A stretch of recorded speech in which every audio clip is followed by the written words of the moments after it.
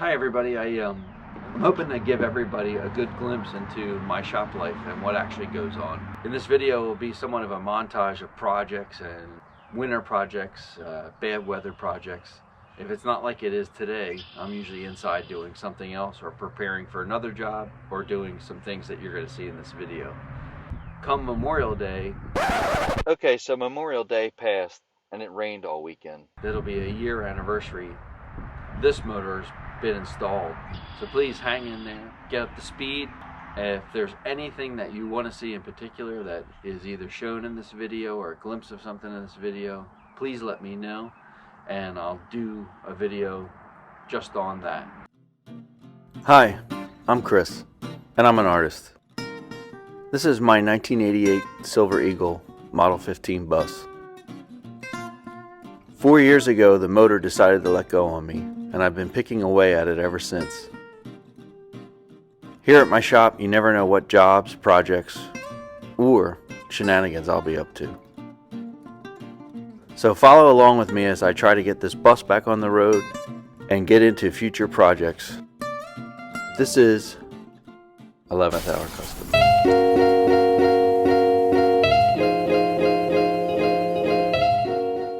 This is my spare filler neck that I'm going to use to try to route around the air intake. I'm going to cut this right along this flared area here to try to have enough to go in the end of this. Flare that and attach this, and then that'll be the filler neck for the oil.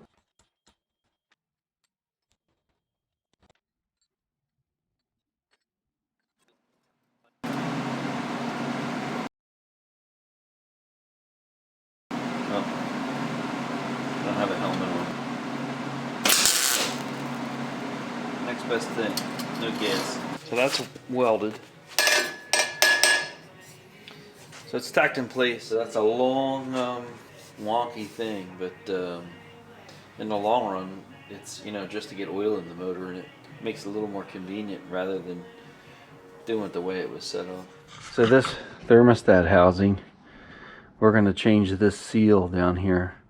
It's kind of almost like a thermostat guide. Here's the new one here. So this one will get pressed in where that one comes out. These are for cats, but they'll work. It's the same. Ongoing projects as of right now, but that's a backhoe seat. That's a lathe that's got to go to my brother's. I also did, this is the filler tube for the valve cover. So we're pulling this seal out here. It's braced. Trying not to pull the thermostat housing over.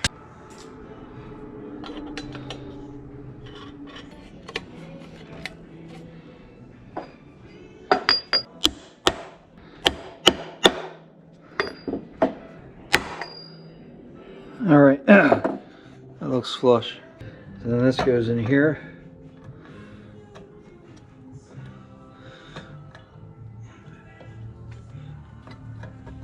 And there we go. She's in tight. All right, I don't plan on ever doing a video segment on this, but I might. So I bought 4 of these cutters. As far as I know, 1 works. This is gonna be like a restoration redo project. And first thing I notice is, listen to this. So that's real shit. Something like this that they don't change the design on, and God knows how many years, is a good design. So what we're doing is making a stool cover for my welding stool, and the other one was made out of vinyl, and you can see there's where the vinyl split, there's burn holes from welding. What we're gonna do is take this old seat cover, which is out of a Lightning, and we're gonna make the stool cover out of this here.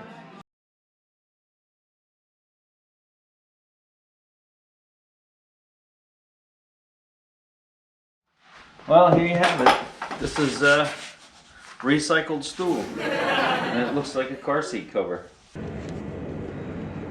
gonna put this right in the hose. So now we can tighten up this clamp. Whoa! Holy shit. Who'd have thought that would have broke? I guess I went too tight. Well, shit.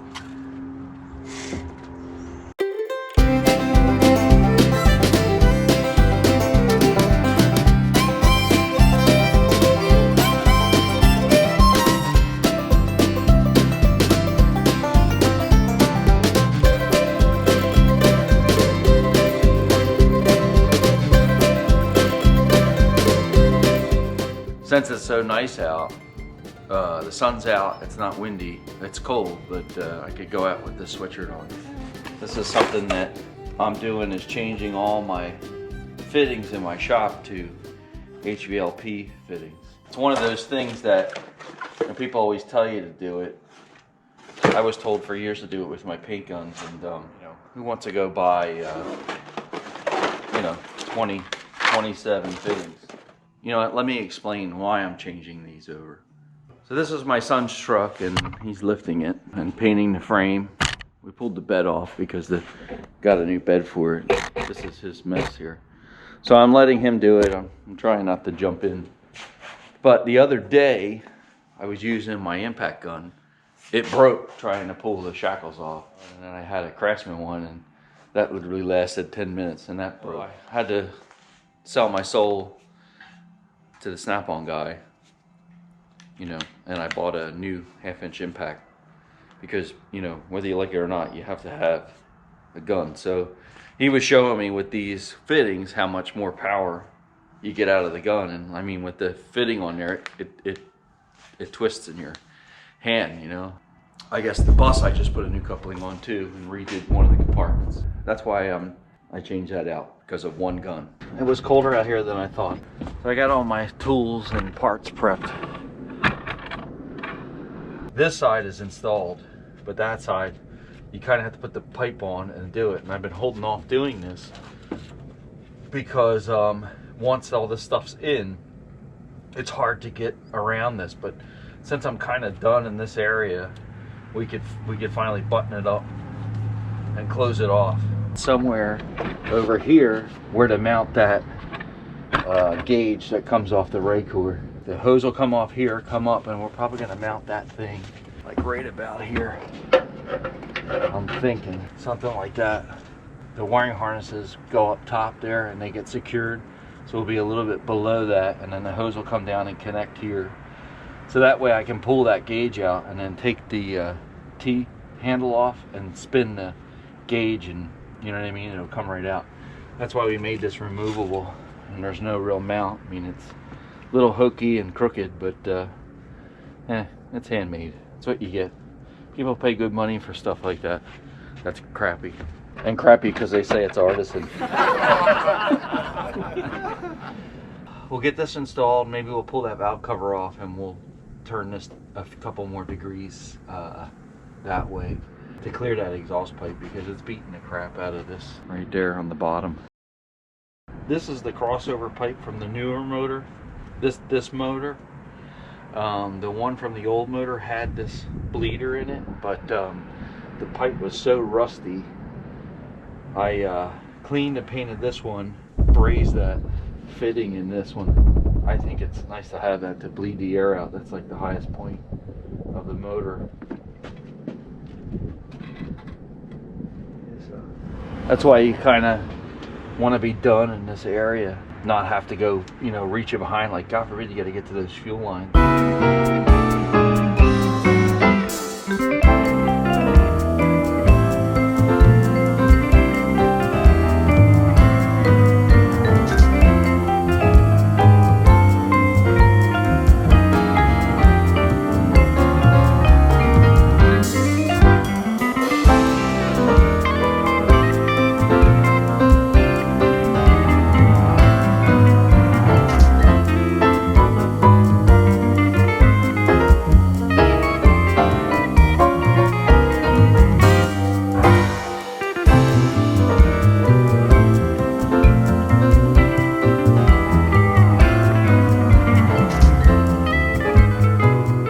Alright, so I had to take a little break, but we got that gauge mounted. So that mounts right in a good spot. This is reclocked now and clears the exhaust manifold there. So there's definitely clearance here. Almost 3/4 of an inch. I think we're good there. So take this plug out and put the fitting in. We gotta figure out where we're gonna bolt this thing. It's definitely not going where it was. Put this in.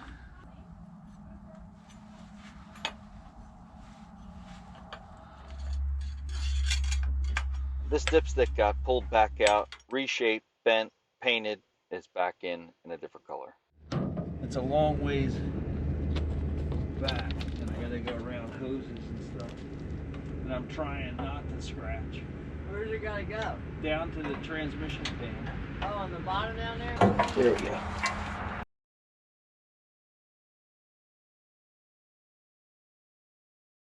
Who ever thought 2 bolts would be such a project? It's not dripping. It's one of the things I've been waiting to do. Let's put this in.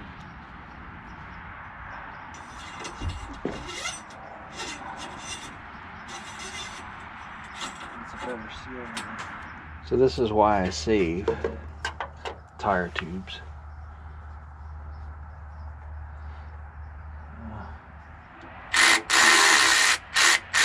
It is Super Bowl Sunday 2021 and it is snowing out. You go outside? Good, go check the snow out. Go, go, go. Chicken. Alright, see ya. The one thing I wanted to talk about while I'm here is I have this cart here. I was prepping projects like the gauge holder. I made that, prepped it, got it ready to be installed and put it here. I had the dashboard that's in the engine bay with the gauge and the Skinner valves and all that stuff. And I literally went outside and stayed outside till all that stuff was done. And I even got to the point where I put the overflow tank on for the radiator, the fill tank and all. So I got that whole back side of the engine done, and then including I got the oil dipstick tube installed into the block, but I don't have it mounted yet.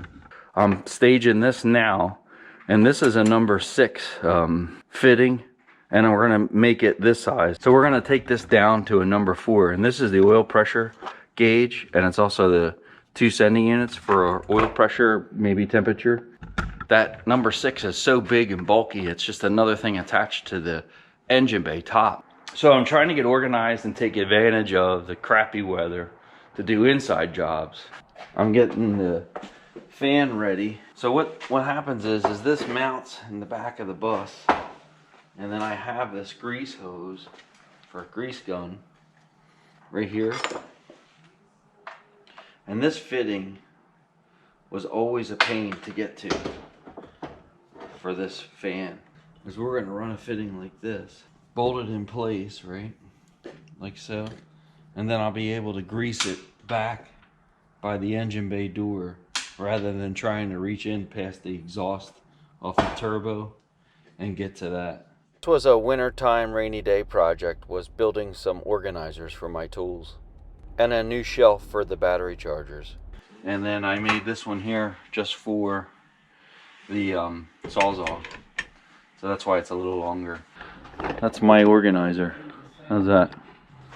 I've been on the quest for a perfect funnel my whole life. And still I can't find one that fits anything. There's so many things. And now, granted, I made this spout. So it's my fault. Oops. I probably should have had it come up higher. But I didn't want to get too long. The only other challenge is the water dripping. So luckily none of them are filling the funnel up. I got oil on the dipstick. So we're at the tip of the dipstick for the first time.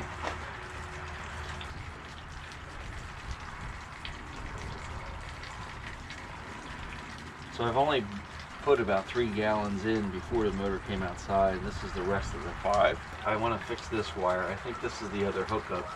the Skinner valve, and the only reason I say that is wires on the Skinner valve are black and white, and that's black and white, and I think that's why I didn't mark it. That would be my guess. And I was thinking about that, and I said, you know, if it was blue going to black and white, I would have marked it another color.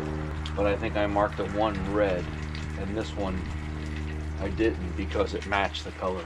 Here we are in St. John. Welcome to YouTube, everybody. Give us a tour of the place, Matt. Oh, don't mind if I do. Here we have the living room. Oh, here we have the poop shooter. It squirts your butt and cleans it after you poop. We got a giant bathtub, a shower. Here's the bathroom, 2 sinks, giant shower. Look at this. Ooh! Normally when winter comes, our family would do some snowboard trips, but this winter hasn't been the same, obviously. We decided we needed a good dose of the Caribbean and maybe a little bit of excitement. This is our ride. This was SNUBA with Frank in Trunk Bay, which I highly recommend. I'll leave a link down below. Alright, so analyze.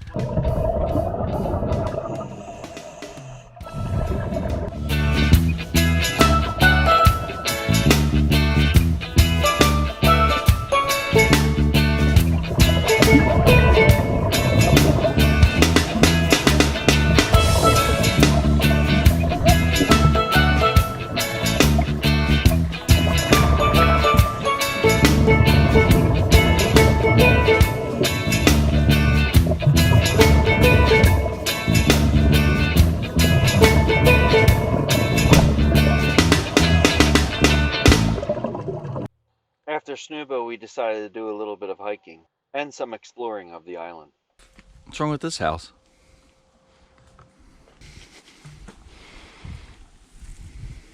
You can go down there and climb up the steps. He said don't go in bed, but I'll go. Here's pretty sturdy.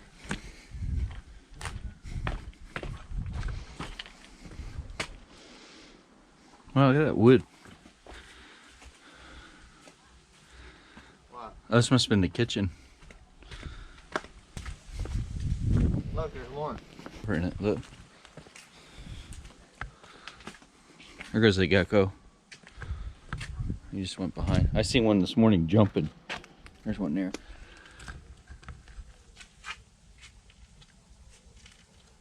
This was a whole nother day of hiking that led down to the beach, then to a kayak, and then to snorkeling. So hang in there, I'll try to keep it brief.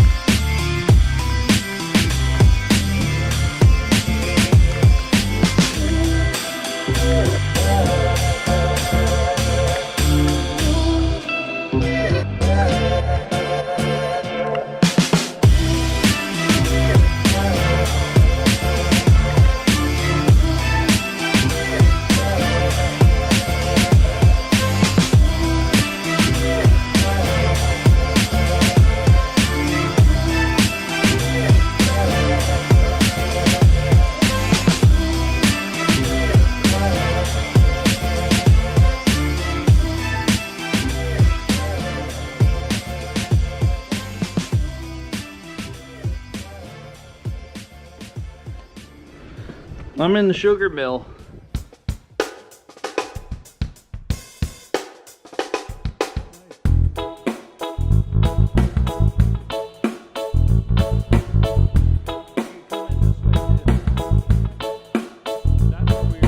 See, on the other side of that beach, that's where we were snorkeling. Kitchen, bedroom. On the opposite side.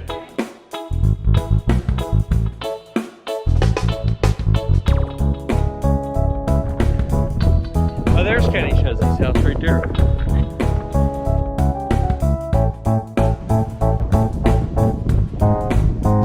Take a good look and take it all in. Take it all in. All of it. I don't understand.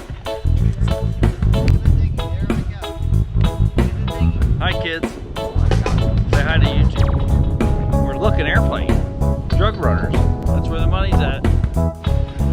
We're out of the woods. Thank God.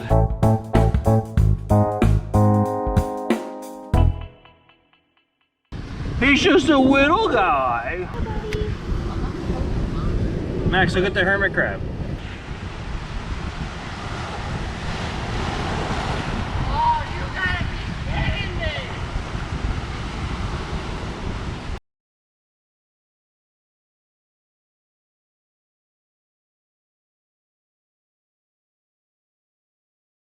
Rock lobster?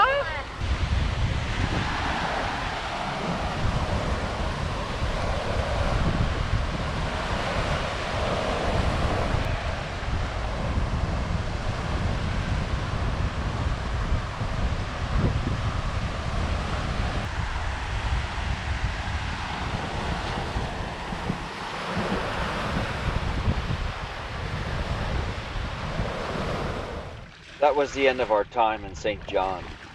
My family flew back home, and I moved over to St. Thomas to take John Kretschmer's Blue Water University and do some sailing on Quetzal.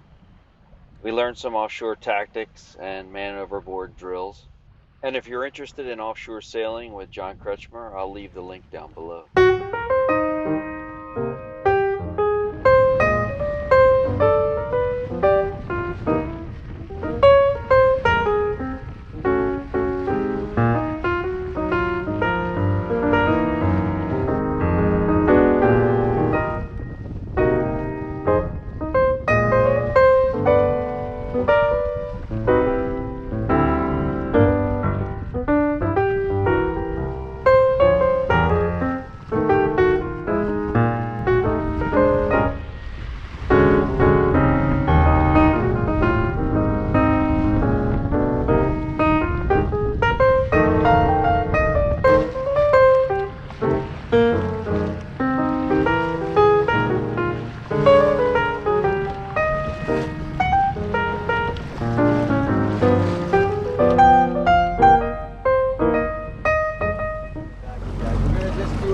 Jive here to show you how these forward preventers work. It's kind of crazy to do this in the boat eventually, but you're going to see what it looks like. Long way on the wind. And what you want is to pull the jive.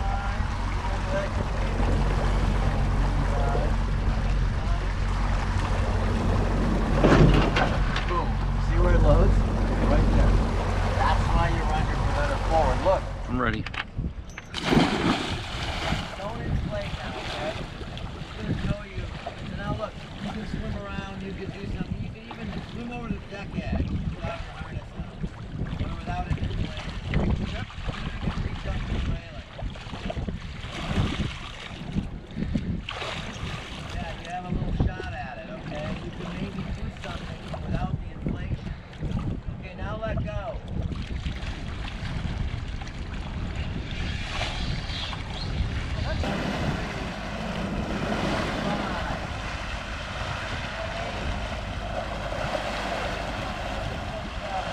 I just want to add, I learned a lot in this class. I had a great time, and I highly recommend it.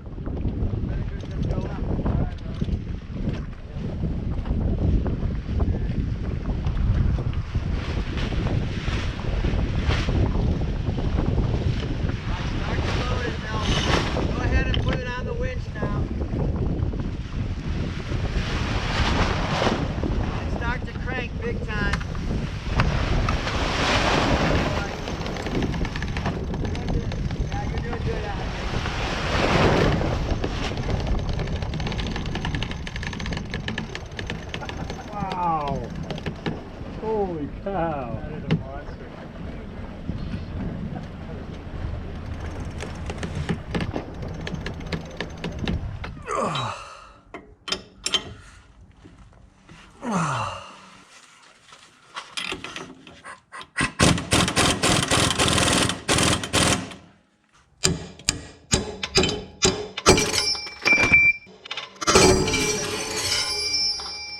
That'd be it.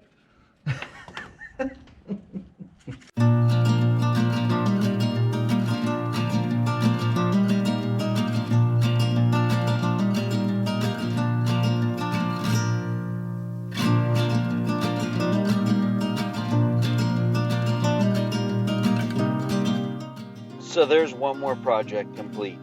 And I have to say, I think it came out nice.